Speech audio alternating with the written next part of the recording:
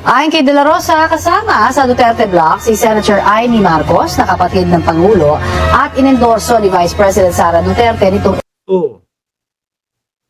Ayan na, kung hindi mo siya kasama sa Duterte Block, mga kababayan, nung kampanyahan pa lang po, sinupalpal niya na tong si Bato de la Rosa. Oy, sandali, hindi totoo yan. Hindi ako kasali sa Duterte Block. Di sana ho sinupalpal niya na. Ano po? Pero bakit hinayaan ng matagal? Tapos saka lang ngayon sasabihin na hindi siya Duterte Block, mga kababayan. Kaya ngayon, ang mga DDSO, eto, nagagalit. Sabi ni Ma'am Aba, if not Duterte Block, chupapi mo nyanyo. Nagtatanong yung iba, Boss Mark, ano ba ibig sabihin nung MC, nung CM, doon sa pangalan ni Baste Duterte? Sabi ko, hindi na naman siya city mayor. Vice mayor na lang siya, acting mayor. Baka chupapi mo nyanyo na lang yung ibig sabihin nung CM ni Baste. Di ba? Chupapi mo nyanyo. Mukhang gano'n naman Tuloy, Marcoleta, Jemay. eleksyon 2025. Pati na rin sina Senator Bongo, Senator-elect Rodante Marcoleta at Senator Robin Padilla. Tsaka nakita ko nga ho din mga bossing di ba Duterte sila? Duterte ho sila. Kaya lang tatlo lang po ang pinalad. Si Bato, si Bongo, at si Marcoleta. Yung 7 po, talo. Grabe ka naman, Mark. Talo na nga. Pinagdiinam. Talo naman talaga, mga boss. No? At pinagyayabang pa ng mga DDS, sumugod dito pagkatapos ng eleksyon. Suguran dito. Mark, ano na? Ang yabang-yabang mo, nasaan na? Iyak ka ngayon. Sabi ko, bakit? Iyak ka. Ako iiyak. Bakit nga? Kasi daw po, panalo si Bato, panalo si Bongo, panalo si Marcoleta. Tinanong ko lang isang beses, the rest? Yung 7, ano nangyari? Talo. Hindi na yung mga nagsalita, mga kababayan. Diba? The moment na nag-start ka na sumapi diyang sa mga yan, kasapi ka na sa Duterte Block. The moment na isa ka sa nagtatanggol sa mga yan, ibig sabihin kasali ka na sa Duterte Block. Senador ka na ni Duterte. Dahil yun yung nakikita ng mamamayang Pilipino. Ngayon mga kababayan, dahil dito sa sinambit ni Rodante Marcoleta na hindi siya Duterte Block, nag-iiyakan po yung mga DDS. No? Binabanatan si Senator Marcoleta. Nagagalit kasi gusto nila kailangan Duterte Block ka.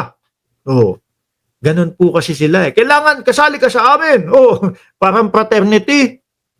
Diba? Parang fraternity. Kasali ka ha. Sige, asan na? Sige, asan? Piso. Yung piso, sunugin. Tapos ilagay sa dito.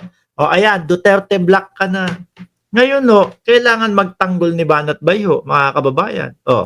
May iba pa raw silang posibleng makasama. Naku, si Robin Padilla, ayan. Duterte Block talaga yan. No? Si Robin Padilla, ipamumukha pa niyan sa iyo na boss niya si dating Pangulong Duterte. Boss, kung sinabi lang ng aking boss na i-contempt ka, i-contempt na kita. Doon, ang yabang pa ni Robin Padilla, akala niya, sabi, okay to, sasabihin ko to, magiging sikat ako sa mamamayang Pilipino, no? Boss, sabi kay Nicolas Torre, boss, kung sinabi lang ng boss ko na i-contempt ka, i-contempt na kita. Anak ng tinapa. Paano pala yun kung sabi ni Duterte, contempt mo yan ha, sa umpisa pa lang, contempt mo yan. Kahit wala palang ginagawa si Nicolas Torre, kinontempt mo, mga kababayan. Di ba? Yan po yung mga yan po yung mga senador ni Duterte. Ngayon, eto, nagsasalita si Banat Bay, kailangan niya ipagtanggol si Marcoleta. Kailangan ipagtanggol si Marcoleta mga bossing. Bakit? Kasi nga nagagalit yung mga DDS. At naka-angkla ang kanyang pangangampanya. Event na. Ayan. Boy Tinapay, at si Boy Tinapay at si Jordan G, nasan kayo? Bakit nakabuka yung bunganga din ito? Nagaya na kay Harry Roque? Huwag nyo na lang pansinin ho, mga kababayan. Kasi minsan no, yung mga editor natin, mga nagmamadali ho mag-edit yan, mga boss. No, kaya kung ano na lang po yung ma-screen grab nila o ma-screenshot nila, yun na lang po yung ano.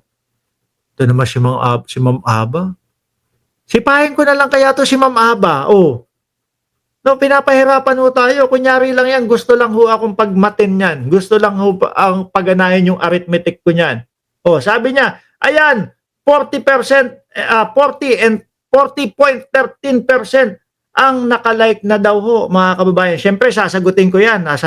Sasabihin ko, ano, saan napunta yung 59.87%? Oh, bakit hindi nagla-like? Oh, di ba? Saan napunta yung 59.87%? Oh, bakit hindi nagla-like? Yan ang gusto mo, di ba, Ma'am Aba? Pinapahirapan ako nito. Totoo lang. Oh, game, banat bay! Banat! Totoo naman na talagang tinulungan siya ng mga Duterte supporter etong nakaraang eleksyon at talaga naman ikinampanya siya ng Duterte supporter at naka-angkla ang kanyang pangangampanya event ng PDP sa event ng KOJC. Kaya siguro yung mga supporter medyo naniningil, di ba? Totoo ako, Marcoleta, wag mong antayin na pati yung mga DDS hanapan ka nung 2,000 pababa na na libreng kuryente. Iba yang mga yan, no, makukulit yang mga yan. No, tignan nyo nga ho, mga kababayan, yung 20 pesos na bigas, inaraw-araw ho, mga boss chief amo sir. At ang mahirap pa dito, yung mga DDS, iisa po ang pagkakaintindi niyan sa pangarap at pangako. No, siguro sa sobrang gutom at hindi na nakakakain ng bigas, mga kababayan, yung pangarap at pangako pinag-isa na lang ho nila. Di ba? Sabi ni pambansang nanay survivor, 439 over 1,000 ang ratio ng like. So gusto mo sagutin ko din yan. Gusto mo sagutin ko din yan, no? Kung nasaan yung 561, bakit hindi nagla-like? Tama ba? Tama ba ako? Mali. Kung nasaan yung 561. Oh. Kayo, sinusubok nyo ang math ko, ha? Mali o tama? Talay, banat bay. Naniningil in a sense na parang nasasaktan sila. I understand.